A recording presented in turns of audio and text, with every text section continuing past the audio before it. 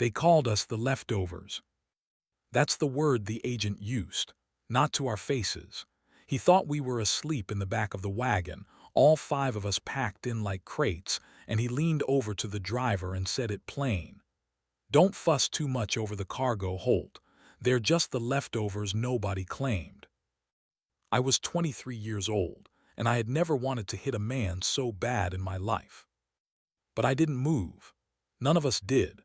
We just lay there in the dark, listening to the wheels grind over the rocks, and I think every one of us decided right then to pretend we hadn't heard a thing. That's a strange kind of pride, isn't it? You'd rather choke on it quiet than let a stranger know he hurt you.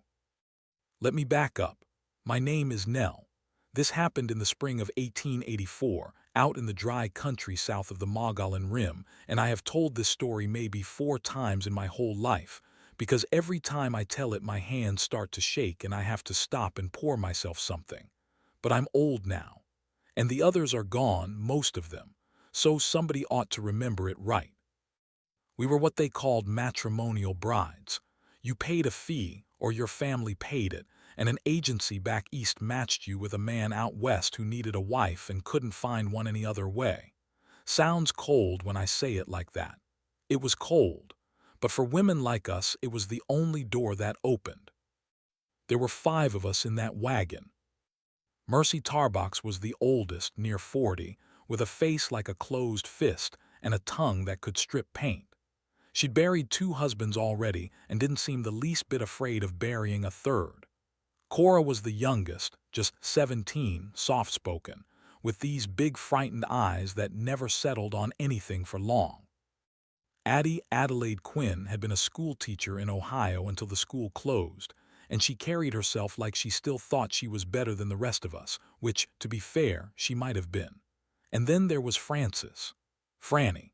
Quiet, prayerful, always had a little worn Bible in her apron pocket. She was the kindest of all of us and the most fragile, and I worried about her from the first day. And me, Nell. I won't tell you I was anything special. I was a tall, plain girl from a farm that the bank had eaten, and I'd been sent west the way you ship something you can't afford to keep. The man driving us was named Asa Holt. I didn't like him at first. I'll be honest about that. He was a big, weathered fellow, maybe 40, with a beard going gray and a long pale scar that ran from his left ear down under his collar. He hardly spoke. When he did, it came out slow and low, like he was paying for each word out of his own pocket. He'd been hired to carry us the last 3 days of the journey through the canyon country to a town called Cottonwood Bend, where the men who'd agreed to marry us were supposed to be waiting. Were supposed to be, hold on to that. That first morning out, the country was beautiful in a way that scared me. Red rocks standing up against a sky so blue it hurt, junipers twisted by the wind.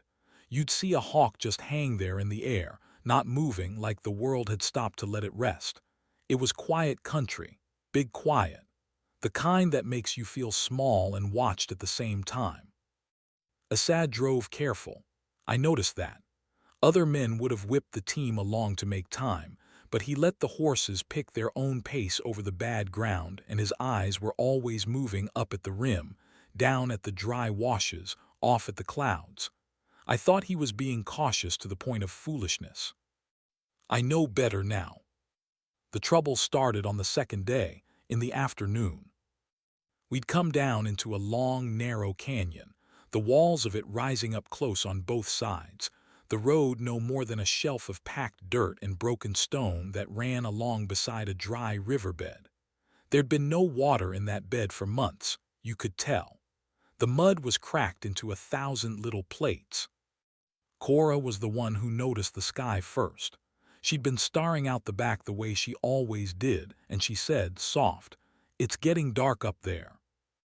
We all looked. Far off, behind us and above the rim, the clouds were piling up.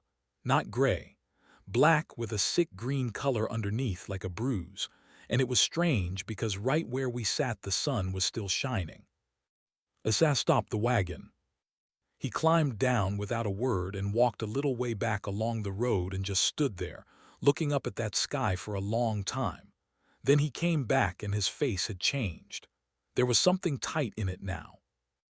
We need to get out of this canyon, he said. Fast. Mercy snorted. It's not even raining. Not here, Asa said. Up there, 20 miles up there maybe, that's enough. Enough for what?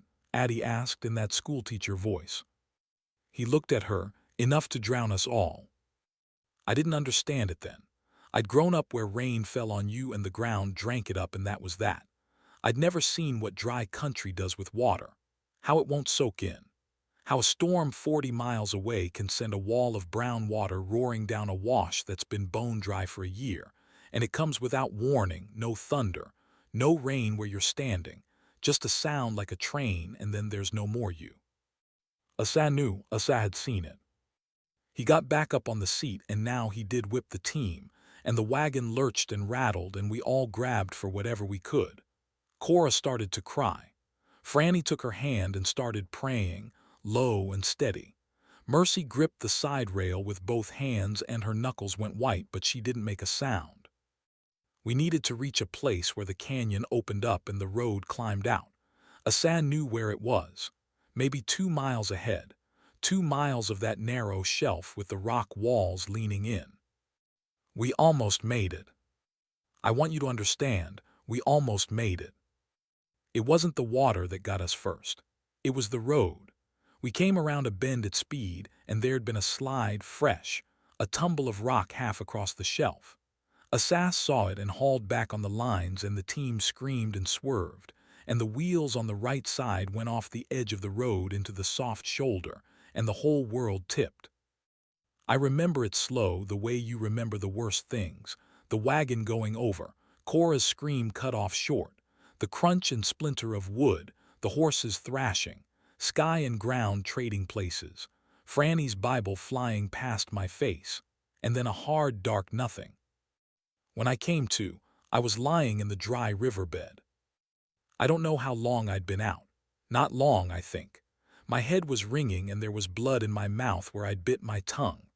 The wagon was on its side maybe 30 feet up the slope, one wheel still slowly turning. The team had broken loose. One horse was down and not moving, the other gone, run off up the canyon. And then I heard the others. Mercy was already on her feet, of all things, staggering but up. Hollering names. Addie was sitting in the dirt holding her arm against her body, and even from there I could see it was wrong, bent where it shouldn't bend. Cora was the one who'd screamed, but she was alive, scratched up and white as paper but alive, crawling out from under a piece of canvas.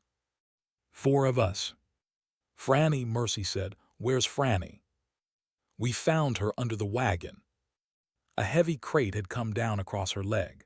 She was awake, gray in the face, and she wasn't screaming, which somehow was worse.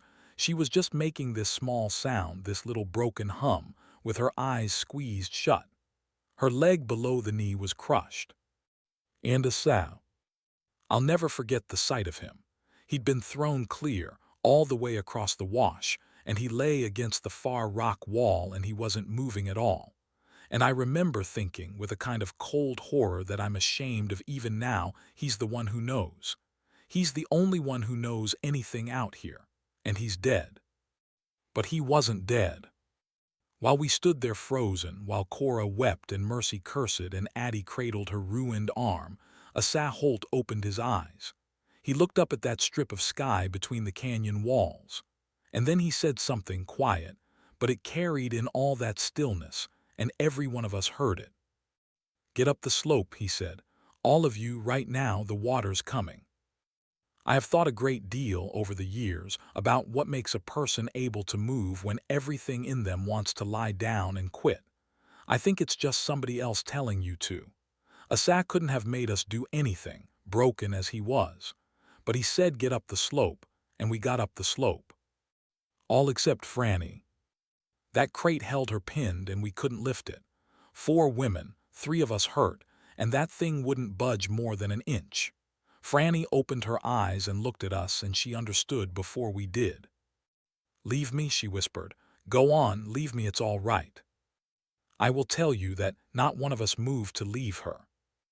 That's a thing I'm proud of. It wasn't sense. Sense said the water was coming and we'd all die together if we stayed.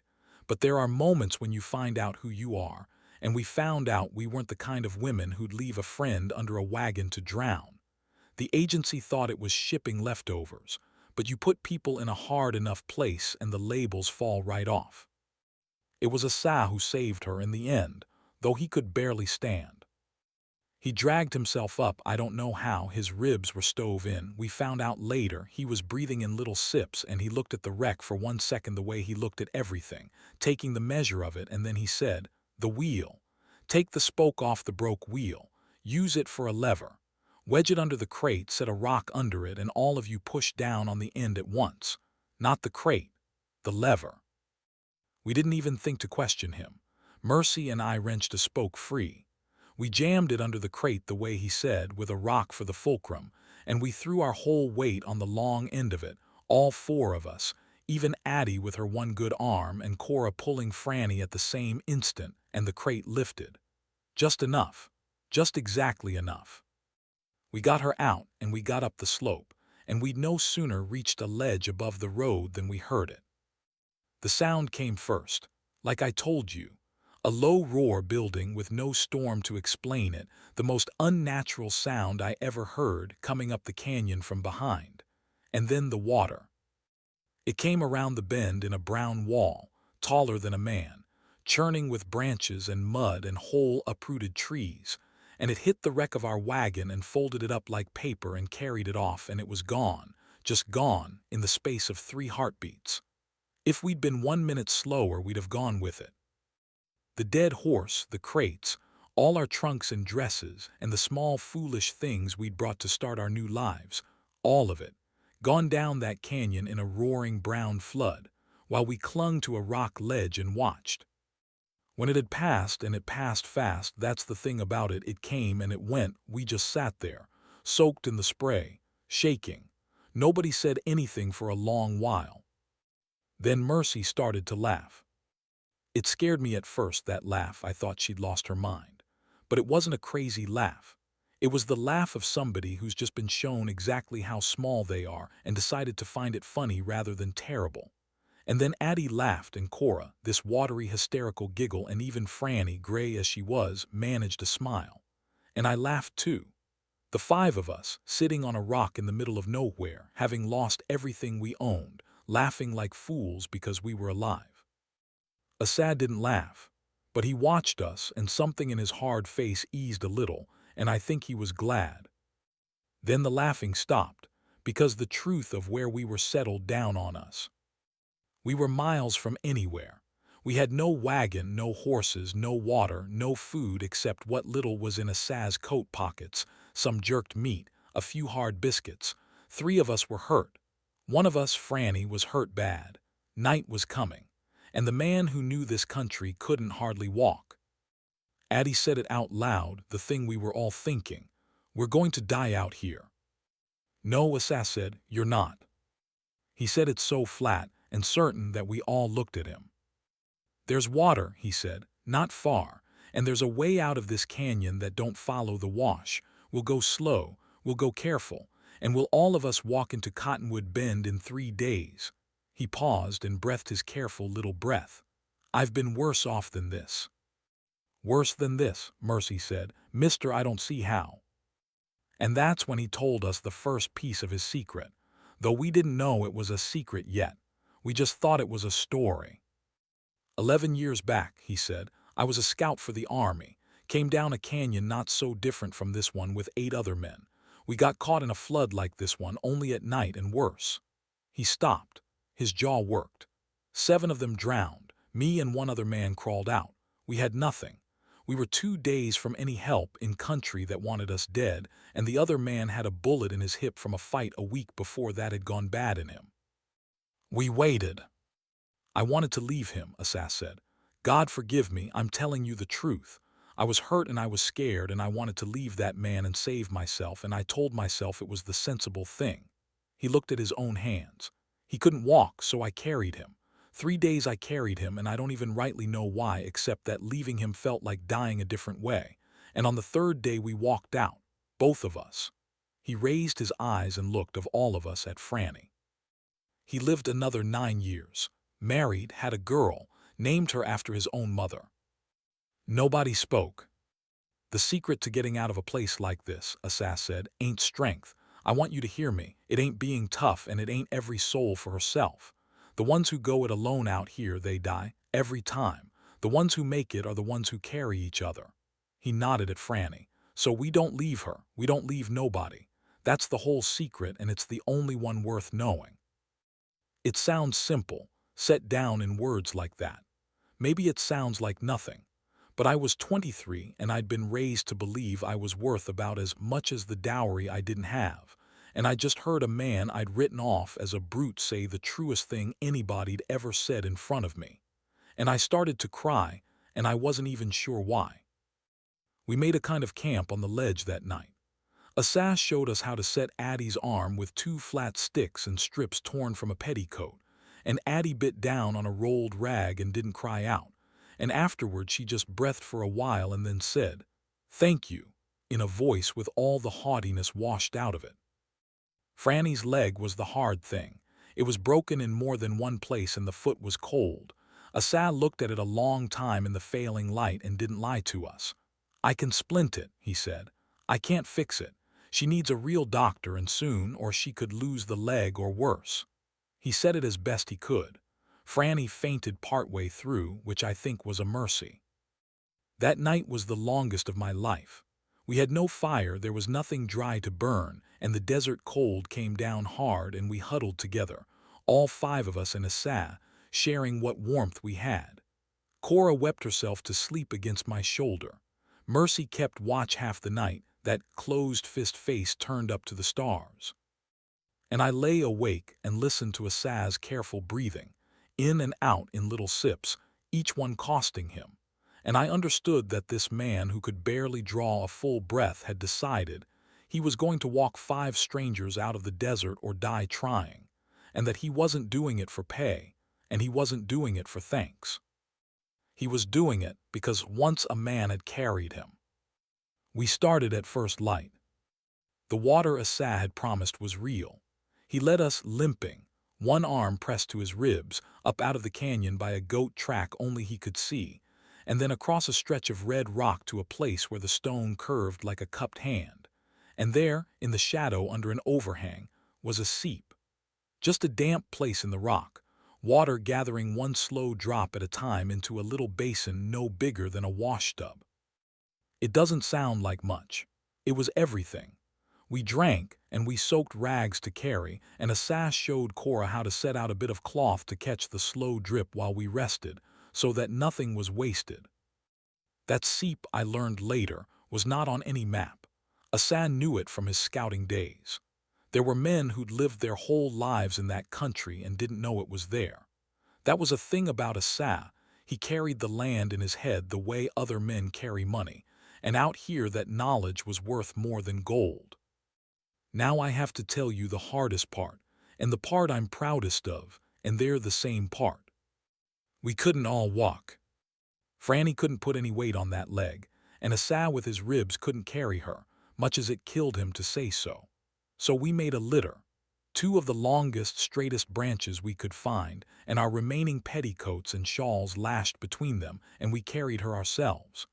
2 at a time on the poles, switching off, while a 3rd walked beside to steady her, and the 4th scouted ahead with Asas.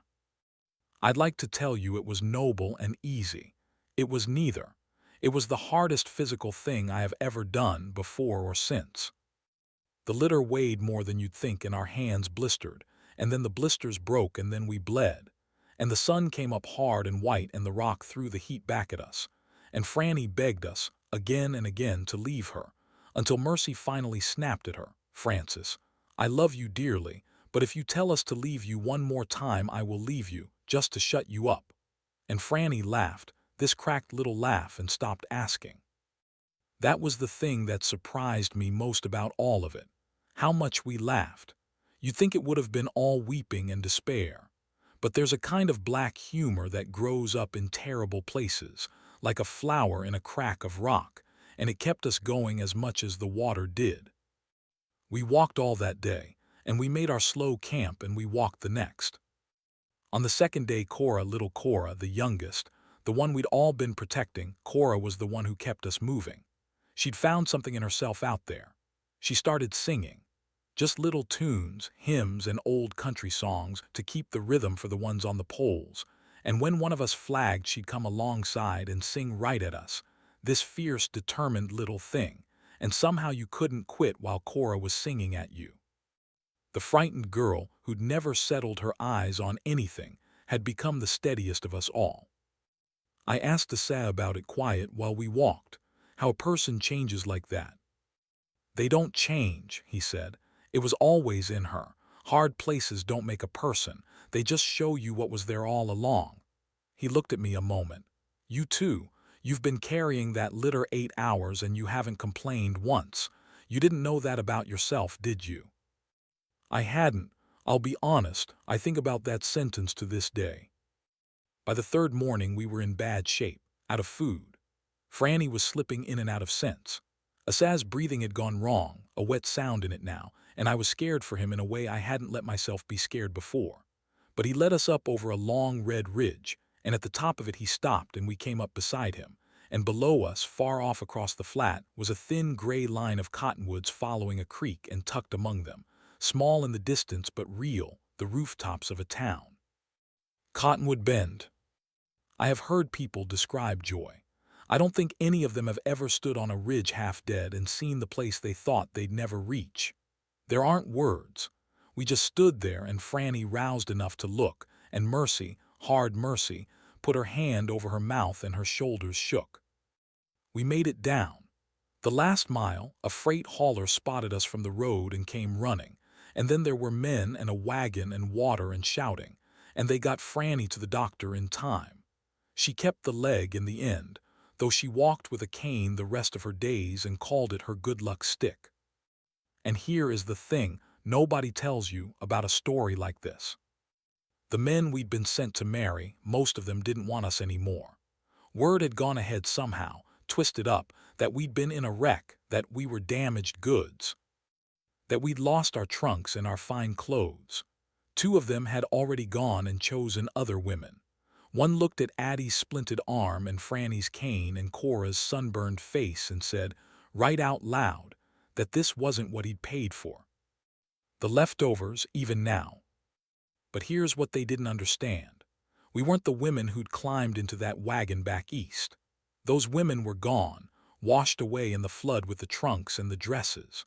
The women who walked into Cottonwood Bend had carried each other across 30 miles of desert. We'd set bones and lifted crates and gone without water and sung each other up off the ground. We knew exactly what we were worth now, and it wasn't a dowry, and it wasn't a fine dress, and it surely wasn't the approval of some man who measured a wife like cattle. So we said no. All 5 of us.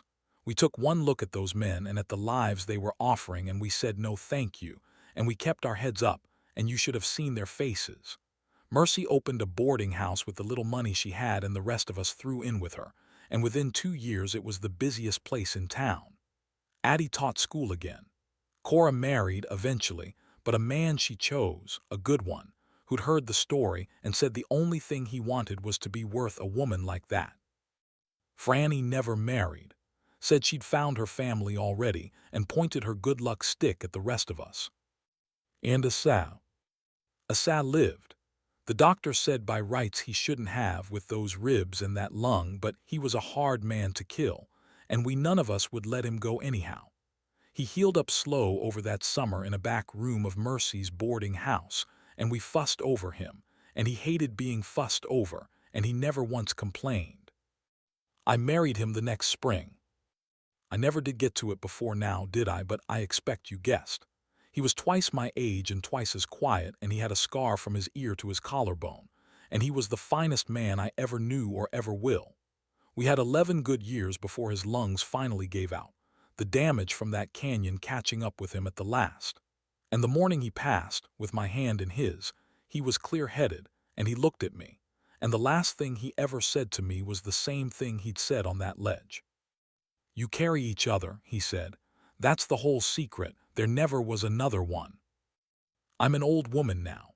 Most everyone in this story is in the ground, and the town's mostly gone too, blown away like everything blows away out here. But every spring, when the clouds pile up black behind the rim and the air goes still, I think of 5 frightened women on a rock ledge, laughing at the sky because they were alive. They called us the leftovers, the ones nobody wanted. We were the ones who made it out.